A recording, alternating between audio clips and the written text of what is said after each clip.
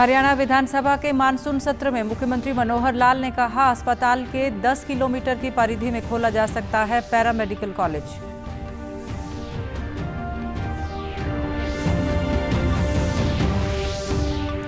राष्ट्रमंडल खेलों के विजेता खिलाड़ियों का प्रदेश में हुआ भव्य स्वागत। खिलाड़ियों ने कहा, एशियन गेम्स और ओलंपिक्स ही अगला लक्ष्य।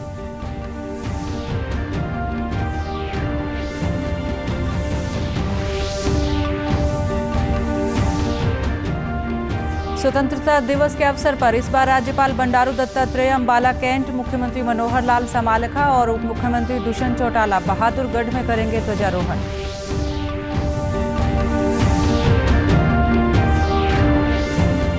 और government e market place GeM portal पर सहकारी समितियों की ई लॉन्चिंग। केंद्रीय गृह एवं सहकारिता मंत्री अमित शाह ने कहा, आपूर्ति क्षेत्र में बढ़ेगा सहकारी समितियों का योगदान। नमस्कार, मैं मंजू सिंधु और अब खबरें विस्तार से। हरियाणा विधानसभा के मानसून सत्र के दूसरे दिन की कार्यवाही आज प्रश्नकाल के साथ शुरू हुई। विधानसभा अध्यक्ष ज्ञानचंद गुप्ता ने सदन की कार्यवाही शुरू करने की घोषणा की। इस दौरान मुख्यमंत्री मनोहर लाल ने कोसली विधानसभा क्षेत्र के गांव लूला अहीर में चल रहे भगत फूल सिंह विश्वविद्यालय के रीजनल सेंटर को महाविद्यालय में बदलने की घोषणा की है। मुख्यमंत्री ने शून्यकाल के दौरान कहा कि राज्य सरकार की नीति के अनुसार अस्पताल के 10 किलोमीटर की परिधि में पैरामेडिकल कॉलेज या नर्सिंग कॉलेज खोला जा सकता है। कई बार जो हमारा एग्जामिनेशन सिस्टम है या एजुकेशन सिस्टम है उसको डाइल्यूशन करता है, उनमें फिर होड़ लगती है। और कई बार यूनिवर्सिटीज की मान्यता भी इसलिए खत्म हो रही कि हर जगह एंट्रेंस है, हर जगह एग्जाम है, अगले एग्जाम में फिर आते हैं। पहले तो ऐसा होता था डायरेक्ट उसके ऊपर सब एडमिशन भी होते थे।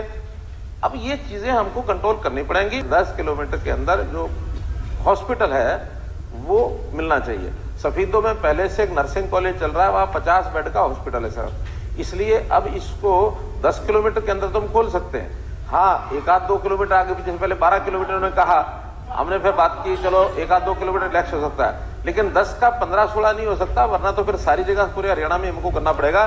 10 किलोमीटर के अंदर जमीन हो हॉस्पिटल के तो वहां खुलेगा और उसी जिले में खोलेंगे, हम कहीं और नहीं ले जाएंगे।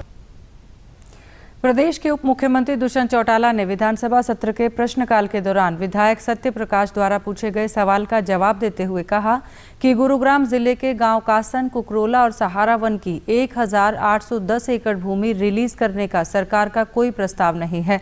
भूमि मालिकों को कानून के अनुसार मुआवजा दिया जाएगा।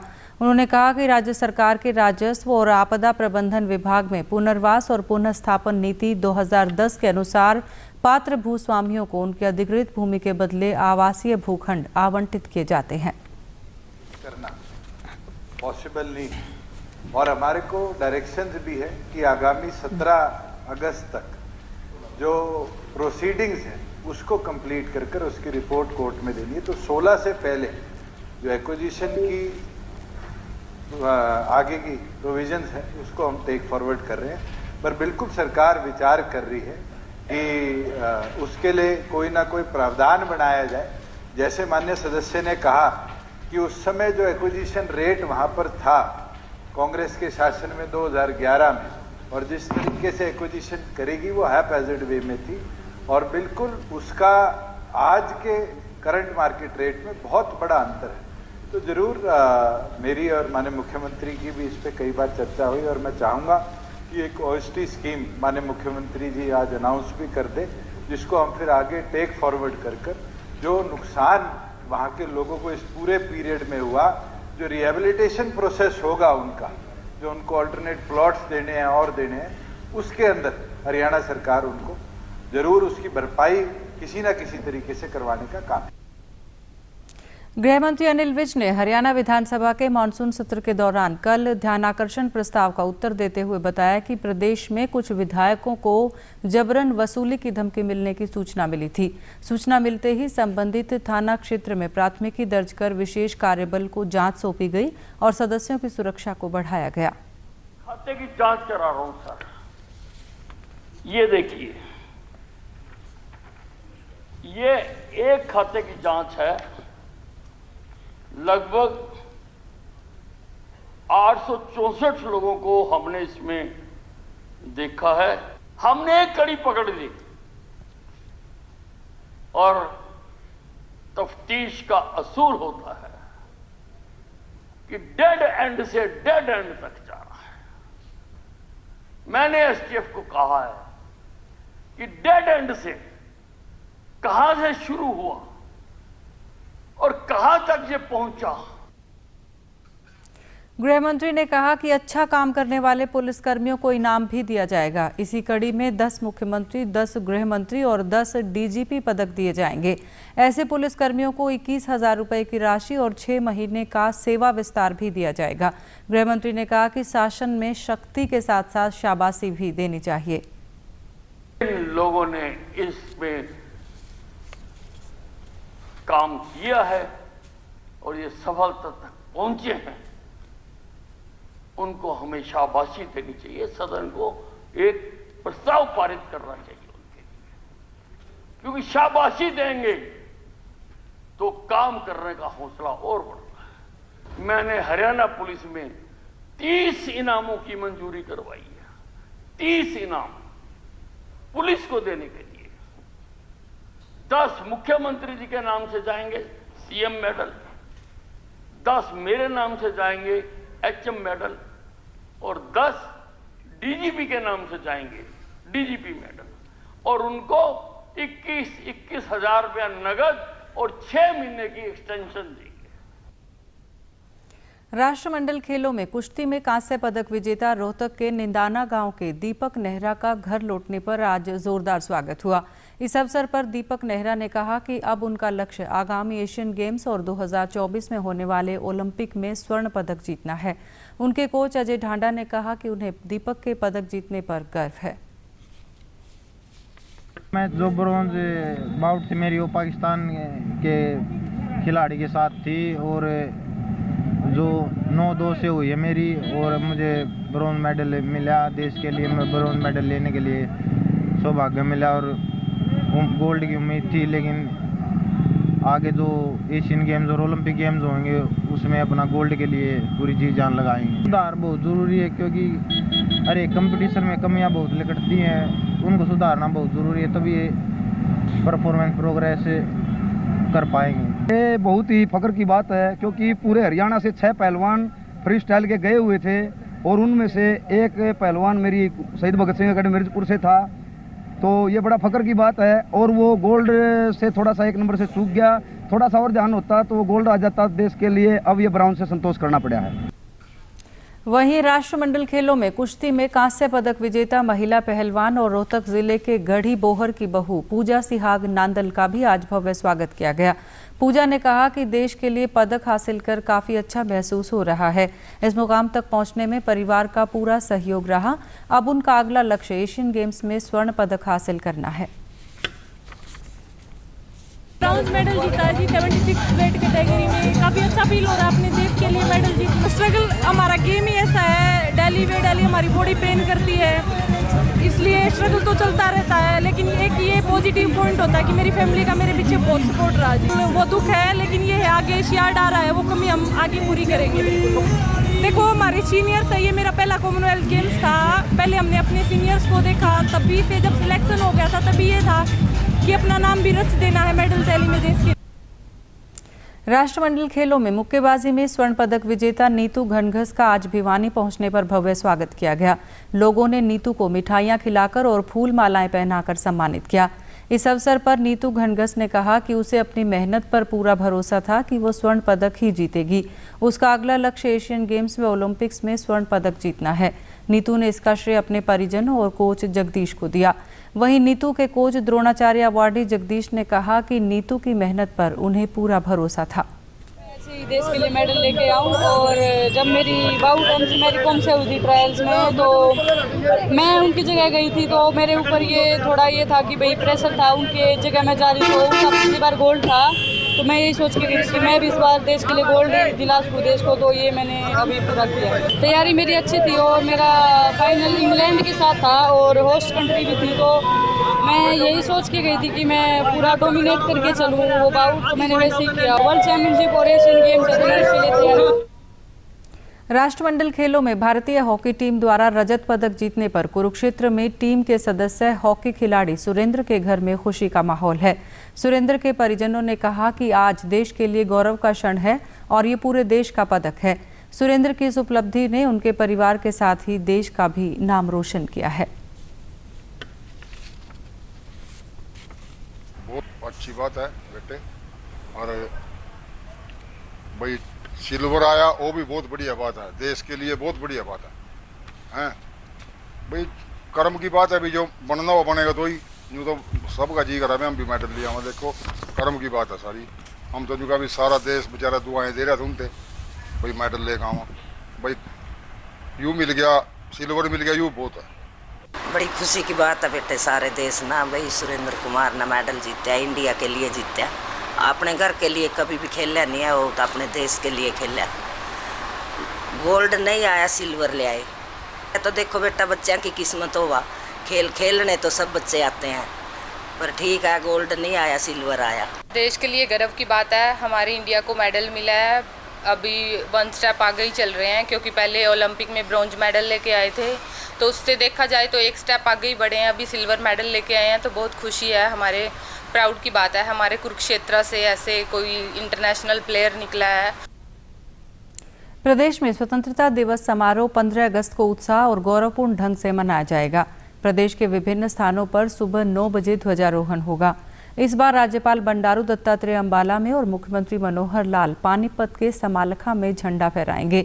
इस संबंध में मुख्य सचिव की ओर से जारी पत्र के अनुसार उप मुख्यमंत्री दुष्यंत चौटाला बहादुरगढ़, सांसद बृजेंद्र सिंह अपने लोकसभा क्षेत्र हिसार में ध्वजारोहण करेंगे। इसके अलावा विधानसभा अध्यक्ष ज्ञानचंद गुप्ता आसंध में, गृह मंत्री अनिल विज यमुनानगर जिले के रादौर में और शिक्षा मंत्री कंवरपाल गुर्जर महम में झंडा फहराएंगे। देश के विभिन्न भागों में आज मुहर्रम श्रद्धा और आस्था से मनाया जा रहा है। करबला में सत्य और न्याय की रक्षा के लिए पैगंबर मोहम्मद के नवासे हजरत इमाम हुसैन और उनके साथियों की शहादत की याद में मुहर्रम मनाया जाता है। इस मौके पर ताजिया निकाले जाते हैं और करबला के शहीदों के सर्वोच्च बलिदान की याद में मजलिसों का आयोजन किया जाता है। केंद्रीय गृह एवं सहकारिता मंत्री अमित शाह ने government e market place GeM portal पर सहकारी समितियों की ई लॉन्चिंग की।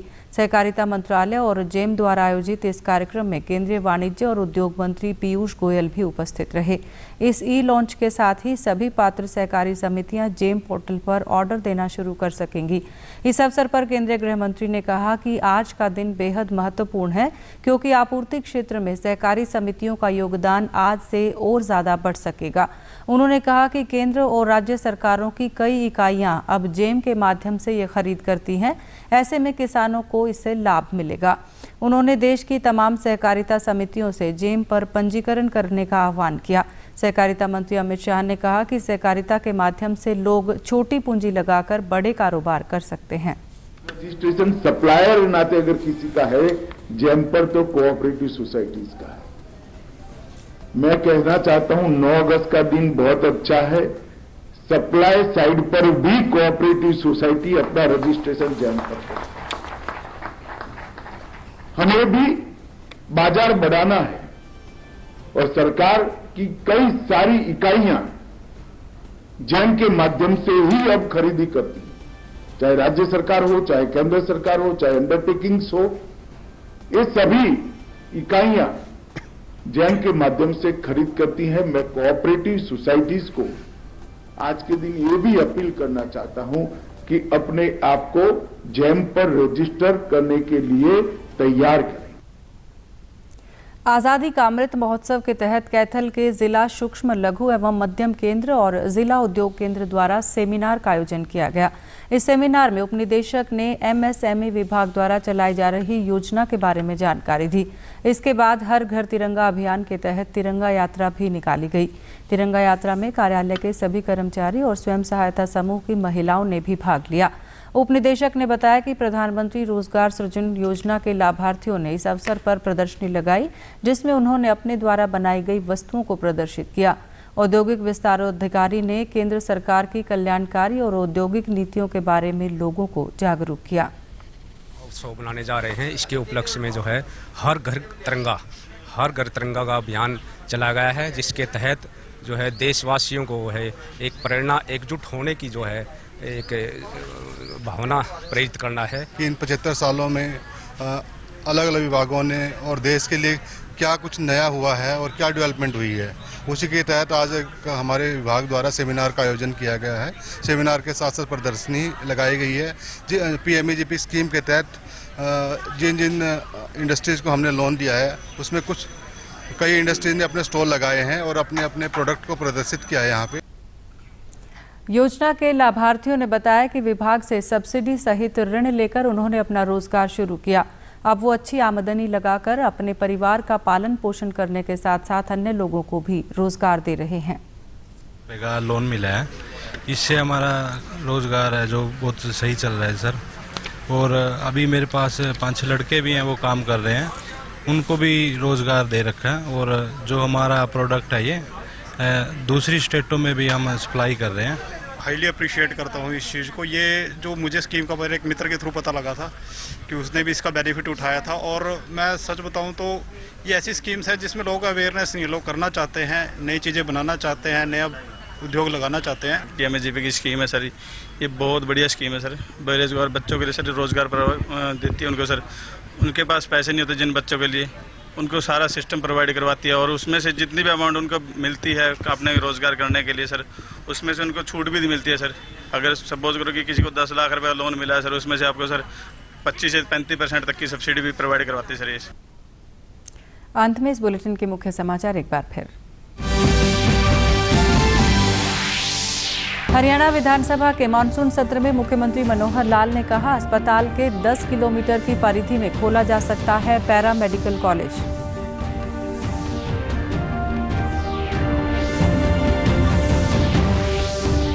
राष्ट्रमंडल खेलों के विजेता खिलाड़ियों का प्रदेश में हुआ भव्य स्वागत। खिलाड़ियों ने कहा, एशियन गेम्स और ओलंपिक्स ही अगला लक्ष्य।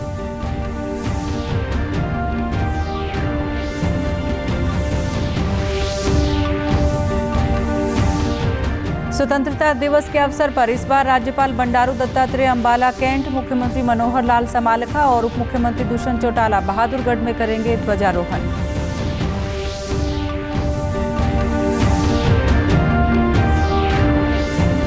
और government e market place GeM portal पर सहकारी समितियों की ई लॉन्चिंग। केंद्रीय गृह एवं सहकारिता मंत्री अमित शाह ने कहा, आपूर्ति क्षेत्र में बढ़ेगा सहकारी समितियों का योगदान। समाचारों में आज के लिए इतना ही। नमस्कार।